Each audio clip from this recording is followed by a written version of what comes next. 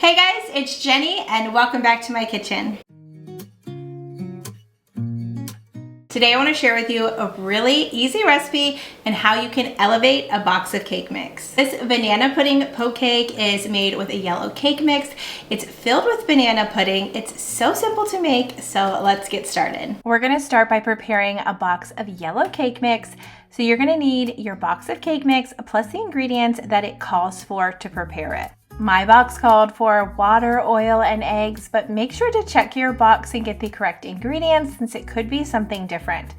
Now my original recipe called for 15 1/4 ounce box, but the boxes have since shrunk and most are 13 1/4 ounces instead. Now I have tested this recipe with those smaller boxes and it works perfectly fine, but either size is going to work because you're going to follow the directions on the back of the box.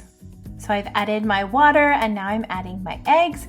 Next I'm going to add my oil. Then I'm going to mix these ingredients together well. I'm going to preheat my oven to 350 degrees and bake it in a 13 by 9 casserole dish.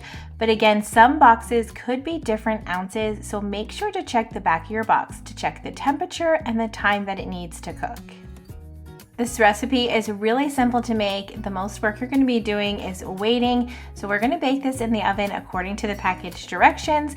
And then once it's cooked and cooled, I'm going to remove it and I'm just going to use a wooden spoon and I'm going to make holes all throughout the cake.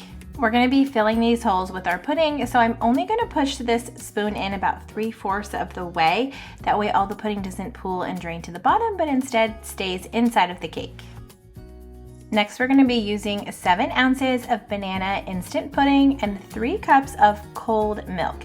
Mix these ingredients together and whisk them until they're well combined. Now this is why you want to make sure that you're going to wait until your cake is all the way cooled before you move on to this next step, because we're going to move pretty quickly. As soon as that milk and pudding is combined, we're going to pour it over our cake, making sure to fill each hole.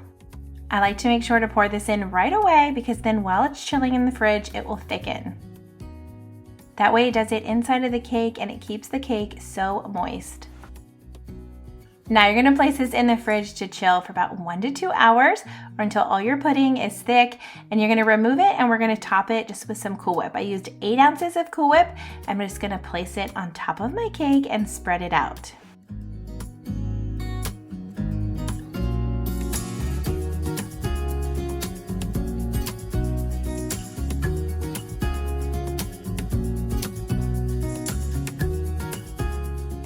And once all that Cool Whip is spread evenly over your cake, we're going to work on our topping.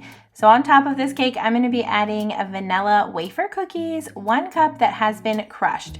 So once these are crushed, you can just sprinkle them on top of your cake.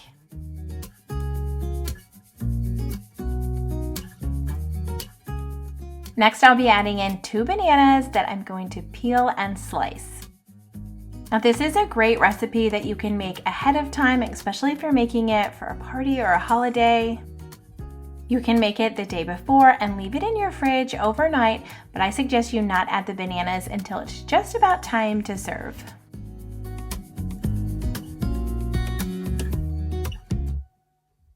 And once your topping is done, you are ready to slice and serve. Now look at the inside of that cake. It is so good, loaded with pudding. It's one of my favorite hacks. This entire recipe tastes homemade. It is delicious. Our cake is done. This is really simple to make. It just takes a little bit of time while it's chilling in the fridge. I did post the recipe down in the description below. Also a link to this recipe at the diaryofarealhousewife.com. You can go there to get the recipe, print it off, save it, and then find hundreds of other easy recipes just like this one. Don't forget to like and subscribe, and we'll see you next time.